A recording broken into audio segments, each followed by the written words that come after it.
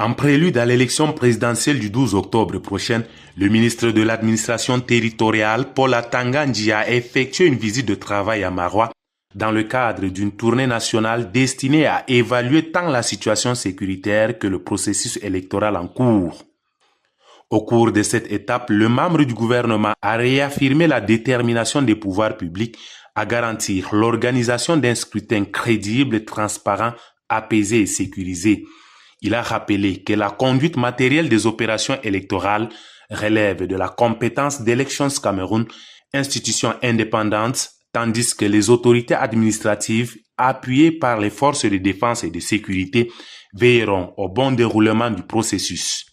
Le ministre a insisté sur la nécessité d'une vigilance accrue de la part des institutions afin de préserver la paix et la cohésion sociale avant, pendant et après la consultation électorale. Les candidats ne sont pas obligés d'être d'accord avec l'ECAM ou avec l'administration, mais ce que nous leur demandons, c'est d'utiliser les voies de recours qui sont connues, légales, afin de présenter leur doléance et d'attendre sereinement, n'est-ce pas, les délibérations des instances compétentes.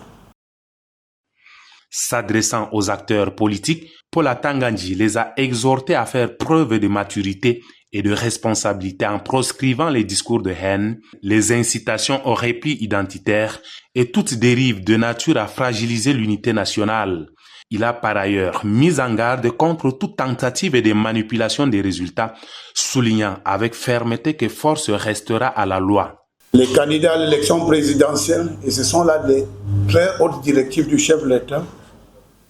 doivent tout faire pour préserver les acquis de la nation, la paix, la stabilité, le vivre ensemble, le patriotisme et la coexistence pacifique entre toutes les composantes sociologiques. Enfin, le ministre de l'administration territoriale a rassuré que l'ordre public sera renforcé afin de garantir la sécurité des citoyens et la sérénité du corps électoral tout au long de cette échéance décisive pour la nation camerounaise.